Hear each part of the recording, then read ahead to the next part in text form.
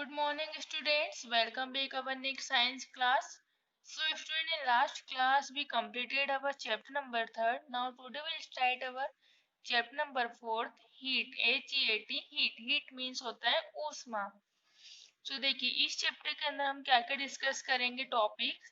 Heat, thermometers, conductor and insulators, temperature and transfer of heat. Okay. So let's start. Heat क्या है अब. when two objects are kept in contact and there is a difference of temperature.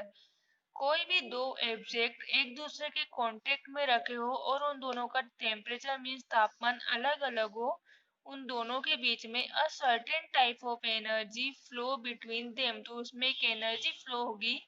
This energy term as heat energy. इसी energy को बोलते हैं हम heat energy means ऊष्मीय ऊर्जा. ओके.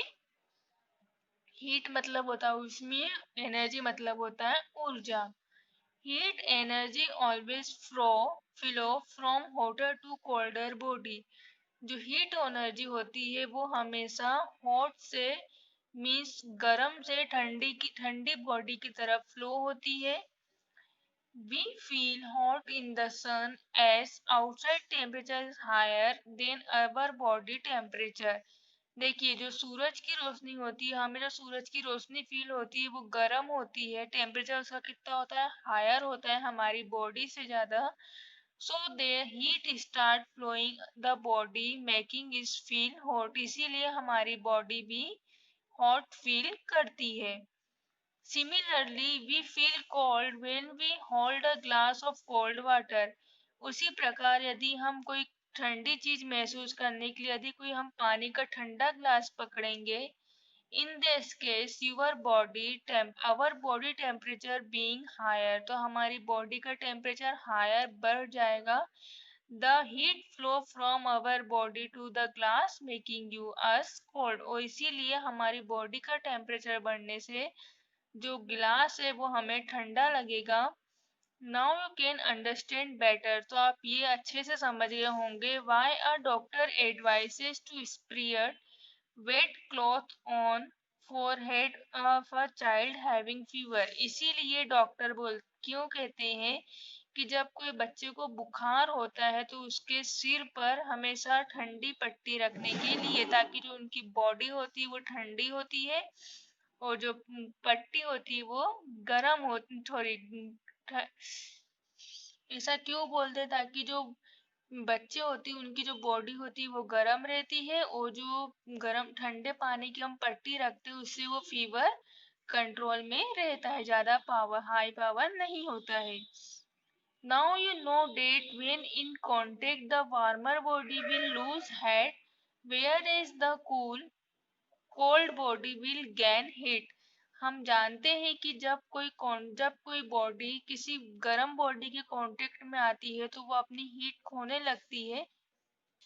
तो जो हमारी हॉट बॉडी रहती है वो गर्माहट खोने लगती है और जो body will now you know that when in contact, जब हम किसी के कांटेक्ट जब हमारी बॉडी किसी गर्म बॉडी के कांटेक्ट में आती है, विल लूज हीट, तो उसकी जो गर्मी है वो लूज होने लगती है. Whereas the cold body will gain heat. ऐसा क्यों होता है, क्योंकि जो बॉडी है वो हीट देने लगती है.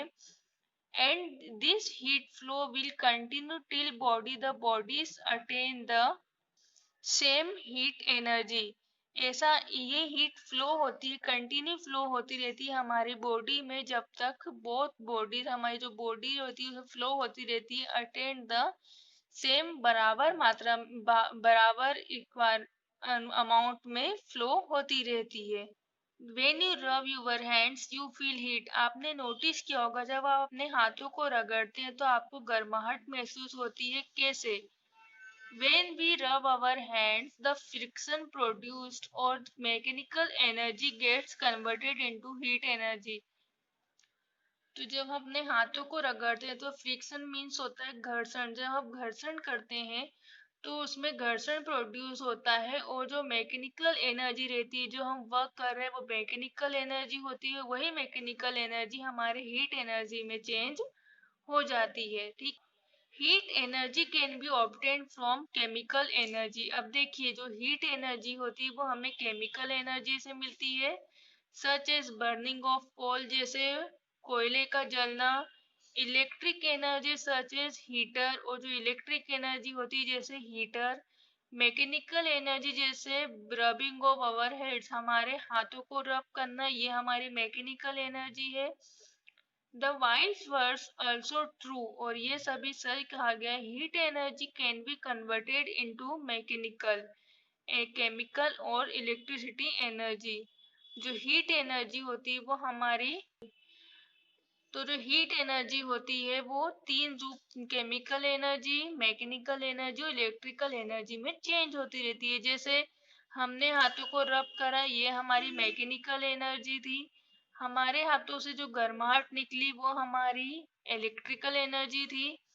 और जो हमने हाथों को, so students, to be continue our next topic is temperature, means होता है तापमान। When heat is transferred to an object, जब कोई ऊष्मा किसी ऑब्जेक्ट में फ्लो होती है, ट्रांसफर होती है, द ऑब्जेक्ट बिकम हॉट, तो वो ऑब्जेक्ट भी क्या होता है, गर्म हो जाता है। Similarly when heat is absorb from an object, ऐसा क्यों होता है, क्योंकि जो ऑब्जेक्ट होता है उसे हीट एब्जॉर्ब कर लेता है, द ऑब्जेक्ट बिकम कूलर, और वो ऑब्जेक्ट ठंडा हो जाता है। द डिग्री ऑफ हॉटनेस और coldness of a body is called is temperature, और हमारी बॉडी के हॉटनेस, गर्माहट को, और ठंडक जो होती है हमारी बॉडी को, उसे ही बोलते हैं हम temperature. You cannot find the temperature of any object simply by touching. आप ऐसे नहीं कि आप अपनी बॉडी के टेम्परेचर, किसी भी ऑब्जेक्ट के टेम्परेचर को आप सिंपली रूप पे टच करके नहीं फाइंड कर सकते हैं। Heat and temperature are closely related, क्योंकि जो हीट और जो टेम्परेचर होता है वो एक दूसरे से रिलेटेड होता है। The the more the heat in a body, the greater will be its temperature। जो अधिक से अधिक हमारी बॉडी में जो हीट होती है वो क्या होती है, the greater will in temperature, वो टेम्परेचर होती है। The temperature is measured by a device called thermometer, और उसी टेम्परेचर को नापने के लिए हम जिस यंत्र का यूज करते हैं उसे बोलते हैं थर्मोमीटर। थर्मो मीन्स होता है हीट एंड मीटर मीन्स होता है scale. Thermometers works on the principle of expansion of liquids gases on heating, और जो थर्मोमीटर होता है वो लिक्विड, वो प्रिंसिपल ऑफ एक्सपेंशन के सिद्धांत पर वर्क करता है, जैसे liquid and gases on heating, तरल और गैस का गर्म होना। The first thermometer ever used was Galileo's thermometer। सबसे पहला थर्मोमीटर गैलीलियो द्वारा यूज किया गया था, इन्वेंटेड इन एडी 1593 में। In 1714 Gabriel Fahrenheit invented the first mercury thermometer. उसके बाद गैब्रियल फेरनहीट ने फर्स्ट मर्क्यूरी थर्मामीटर का इन्वेंशन किया था। The modern thermometer around 1866, a 6-inch portable thermometer was pulled, और 1866 के समथिंग एक 6 इंच का पोर्टेबल थर्मामीटर बनाया गया था। Nowadays we use a thermometer with mercury और एल्कोहल, और आज के समय में हम विथ मरकरी और एल्कोहल वाला थर्मामीटर यूज करते हैं। हमारा नेक्स्ट टॉपिक है स्केल्स ऑफ टेम्परेचर। टेम्परेचर का ताप scale. A temperature scale is defined by using two fix point.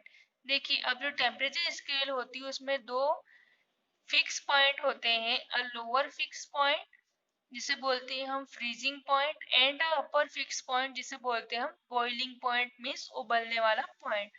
The range between them is divided into a number of equal division called degrees। तो देखिए उन दोनों के बीच की जो रेंज होती है उसे डिवाइड में कन्वर्ट करते हैं, और उन दोनों के बीच की जो डिवीजन, इक्वल डिवीजन होता है उसे बोलते हैं degree. The most commonly used scale of temperature are. देखिए जो मोस्ट कॉमनली सामान्य तौर पर जो टेम्परेचर स्केल्स यूज किया जाता है तो पहला है Fahrenheit scale.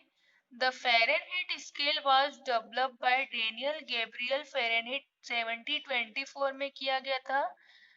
The melting point of ice, इसका जो मेल्टिंग पॉइंट था, मेल्ट मीन्स पिघलने वाला, बर्फ का जो पिघलने वाला पॉइंट था, the lower point is taken as 32 and boiling point of water.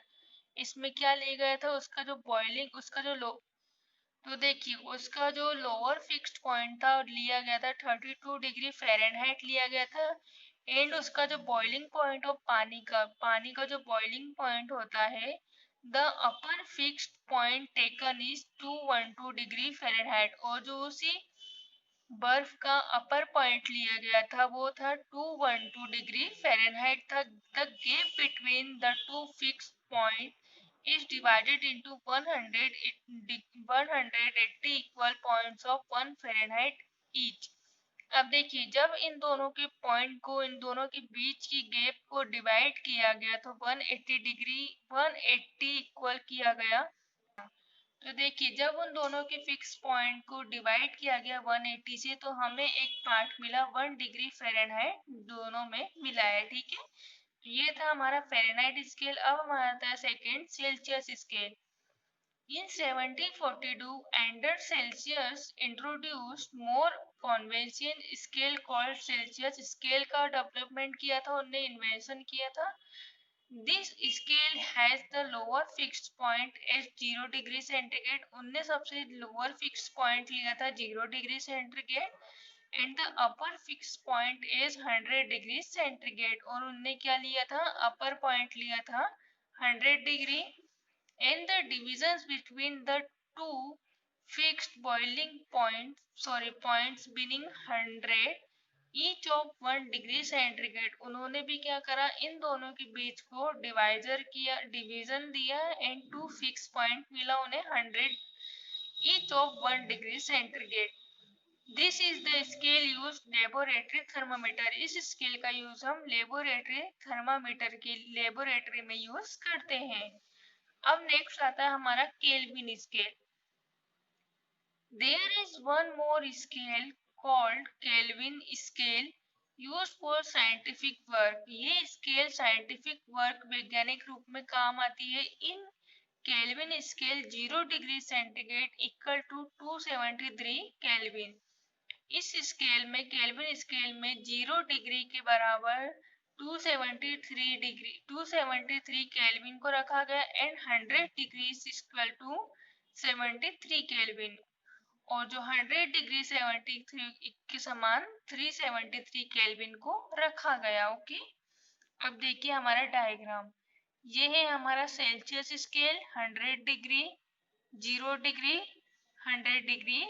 Okay, और ये हमारा फ़ारेनहाइट स्केल। ऊपर पॉइंट लिया गया इसका 212 डिग्री फ़ारेनहाइट, लोअर पॉइंट लिया गया इसका 32 और इन दोनों के बीच के गैप को 180 डिग्री से डिवाइड किया गया तो हमारा आया 1 डिग्री फ़ारेनहाइट। ओके, इसके आगे का नेक्स्ट टॉपिक हम नेक्स्ट क्लास में डिस्कस करेंगे। Thank you, have a nice day.